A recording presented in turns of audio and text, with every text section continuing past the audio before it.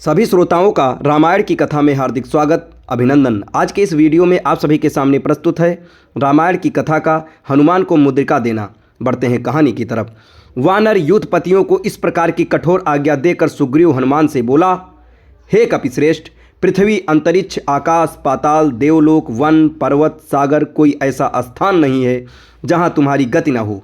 असुर, गंधर्व, नाग, मनुष्य, देवता, समुद्र तथा पर्वतों सहित संपूर्ण लोकों को तुम जानते हो और तुम अतुल, अद्वितीय, पराक्रमी तथा साहसी हो। तुम्हारी सूझबूझ और कार्यकुशलता भी अपूर्व है। यद्यपि मैंने सीता जी की खोज के लिए सब वानरों को आदेश दिया है, परंतु मुझे सच्चा भरोसा तुम्हारे ऊपर ही है और तुम्हें ही उनका पता लगाकर लाना है। सुग्रीव का हनुमान पर इतना भरोसा देखकर राम बोले, हे हनुमान, सुग्रीव की भांति मुझे भी तुम पर विश्वास है कि तुम सीता का पता अवश्य लगा लोगे। इसलिए मैं तुम्हें अपने नाम से सुशोभित अपनी ये मुद्रिका देता हूँ।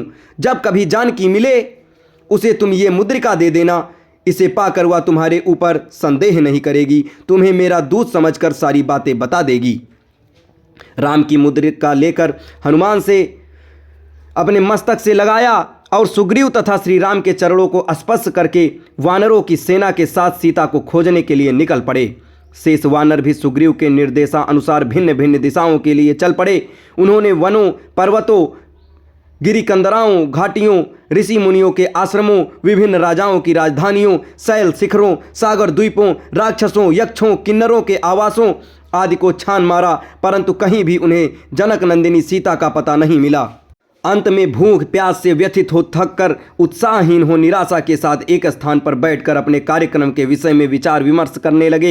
एक यूथपति ने उन्हें संबोधित करते हुए कहा, हमने उत्तर, पूर्व और पश्चिम दिशा का कोई स्थान नहीं छोड़ा।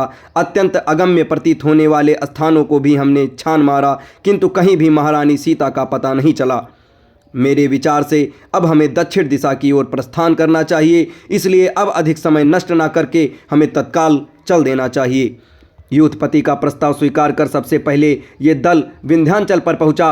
वहां की गुफाओं, जंगलों, पर्वत शिखरों आज सभी स्थानों को उन्होंने छान मारा, किंतु जनक नंदिनी सीता के उन्हें दर्शन नहीं मिले।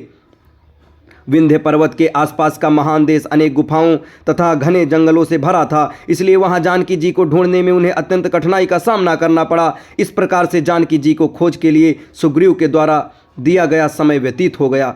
समस्त वानर पूर्णतः निराश हो गए और सुग्रीव के द्वारा दिए जाने वाले दंड के विषय में सोचकर अत्यंत भयभीत भी हो गए।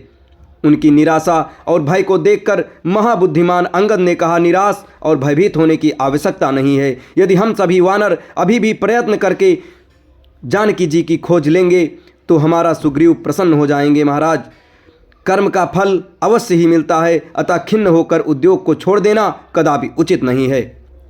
राजकुमार अंगद की बातों से उत्साहित होकर वानरों ने जानकी जी को खोज लेने के लिए पुनः उद्योग करना आरंभ कर दिया। वहां के अत्यंत भयंकर तथा सुनसान जंगलों में ना तो पानी मिलता था और ना ही किसी प्रकार के कंद मूल फल ही मिलते थे।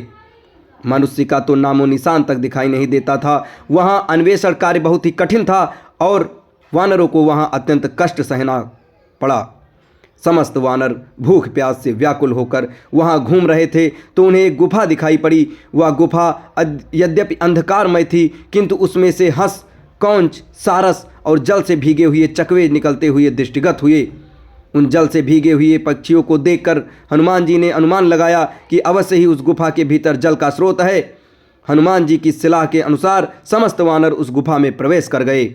अब उस गुफा में आगे क्या हुआ ये अगले वीडियो में बताया जाएगा। तब तक हमारे साथ बने रहें। धन्यवाद।